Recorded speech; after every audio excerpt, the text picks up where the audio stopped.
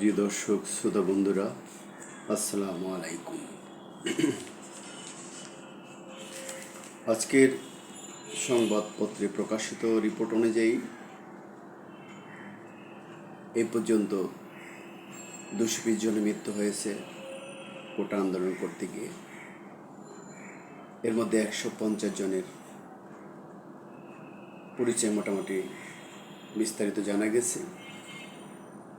সংবাদপত্রের রিপোর্ট অনুযায়ী নিহতদের 45 জন শিক্ষার্থী, দোকান, হোটেল, বিক্রয় কেন্দ্র ইত্যাদির কর্মী 25 জন, ক্ষুদ্র ব্যবসায়ী ও হকার 16 জন, দিনমজুর ও সমজাতীয় 11 জন, গাড়ি, ট্রাক, রিক্সা, ভ্যান চালক ও সহকারী 13 জন, পুলিশ ও আনসার 4 জন, সাংবাদিক 4 জন, চাকরিজীবী 8 জন, পোশাককর্মী 5 জন ও অন্যান্য 19 জন। এদিকে স্বরাষ্ট্র মন্ত্রণালয়ের পক্ষ থেকে বলা হয়েছে, দেশে এ পর্যন্ত তারা 147 জনের মৃত্যুর তথ্য পেয়েছে।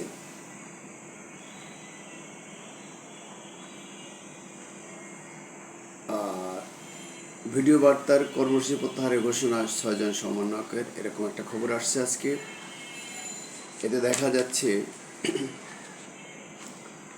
বৈষম্যবিরোধী ছাত্র আন্দোলনের 6 জন সমন্বয়কের একটি ভিডিও বার্তা গতকাল রোববার রাত 9টার দিকে বিভিন্ন গণমাধ্যমে এসেছে। ভিডিও বার্তার কোটা সংস্কার আন্দোলনের প্ল্যাটফর্ম বিরোধী বৈষম্য বিরোধী ছাত্র আন্দোলনের সমন্বয়ক নাহিদ ইসলামের একটি লিখিত বক্তব্য পাঠ করতে দেখা যায়। লিখিত বক্তব্যে বলা হয়, আমাদের প্রধান দাবি কোটার যৌক্তিক সংস্কার, যা সরকার ইতিমধ্যে পূরণ করেছে।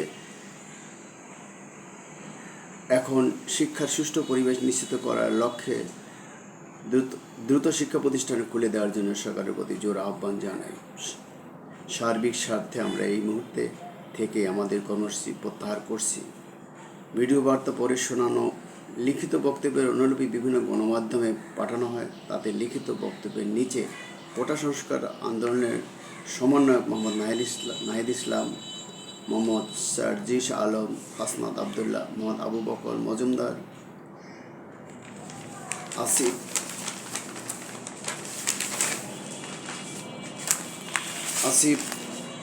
মোহাম্মদ নুসরত তাবাসসুমের নাম ও স্বাক্ষর রয়েছে। প্রিয় পাঠক শ্রোতাবৃন্দ, এই ভিডিও বার্তা দেওয়ার আগে গত রাত 8টা 36 ডিবি প্রধান হারুন আর রশিদ ফেসবুকে ছবিসহ একটি পোস্ট দেন। তাতে তিনি বলেন, বৈষম্য বিরোধী ছাত্র আন্দোলনের সমন্বয়করা নিরাপত্তাহীনতায় ভুগছিলেন, তাই তাদের ডিবি কার্যালয়ে এনে কথা বললাম কী কারণে নিরাপত্তাহীনতায় ভুগছেন। তাদের কথা শুনে শিক্ষার্থীদের নিরাপত্তা নিয়ে আমাদের নানা পরিকল্পনার কথা জানানোর পর তাদের উদ্বেগ দূর হয়েছে। শিক্ষার্থীদের নিরাপত্তা নিশ্চিত করতে টিম ডিবির বদ্ধপরিকর। এই পোস্ট 7 সমন্বয়কের সঙ্গে এক টেবিলে ডিবি প্রধান হারুনুর রশিদ খাচ্ছিলেন এমন একটি ছবি দেন। তবে ভিডিও বার্তার কর্মসূচি প্রত্যাহারের ঘোষণা 6 জন সমন্বয়ক দিল। এর সঙ্গে ভিন্ন মত পোষণ করে গণমাধ্যম কর্মীদের কাছে বিবৃতি পাঠান একাধিক সমন্বয়ক। গতকাল ভোরে ঢাকা বিশ্ববিদ্যালয়ের শামসুন্নাহার হল শাখার সমন্বয়ক নুসরত তাবাসসুমকে রাজধানী মিরপুরের এক আত্মীয়ের বাসা থেকে এবং জাহাঙ্গীরনগর বিশ্ববিদ্যালয়ের শাখার সমন্বয়ক আসিফ সোহেলকে ক্যাম্পাস সংলগ্ন আমবাগান এলাকার বাসা থেকে তুলে নেওয়া হয় বলে তাদের স্বজনরা জানান। এ বিষয়ে ডিবি প্রধান হারুন আর রশিদ গতকাল দুপুরে নিজ কার্যালয়ে সংবাদ সম্মেলনে বলেন, নিরাপত্তার স্বার্থে আর 2 জনকে হেফাজতে আনা হয়েছে।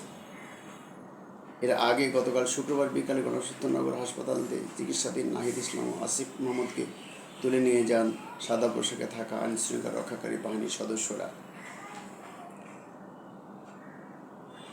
এই সময় হাসপাতালে আসিফের সঙ্গে থাকা আরেক সমন্বয়কে আবু বকর মজুমদারকেও তুলে নেওয়া হয়।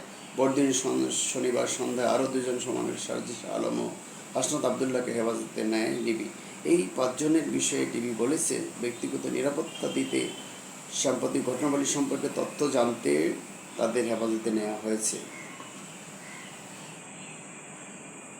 হেফাজতে থাকা 7 সমন্বয়কের মধ্যে নাহিদ ইসলামের মা মমতাজ নাহার গতকাল বিকেলে 4টার দিকে মিন্টু রোডে ডিবি কার্যালয়ে থাকা ছেলের সঙ্গে দেখা করতে যান। তাকে কার্যালয়ে প্রবেশ করতে দেওয়া হয়নি। তিনি ডিবি কার্যালয়ের পাশে দাঁড়িয়ে সাংবাদিকদের সঙ্গে কথা বলেন।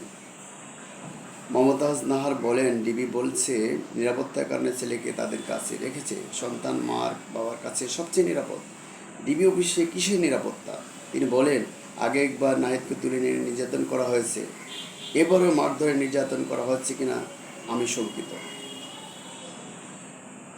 স্বরাষ্ট্রমন্ত্রী আসাদুজ্জামান খান কামাল গতকাল দুপুরে সচিবালয়ে এক সংবাদ ব্রিফিংয়ে সাংবাদিকদের বলেন, তারা সমন্বয়কেরা নিজেরাই বলেছিলেন ঝুঁকিতে আছেন, তাই তাদের নিরাপত্তার জন্যই নিয়ে আসা হয়েছে ডিবি হেফাজতে।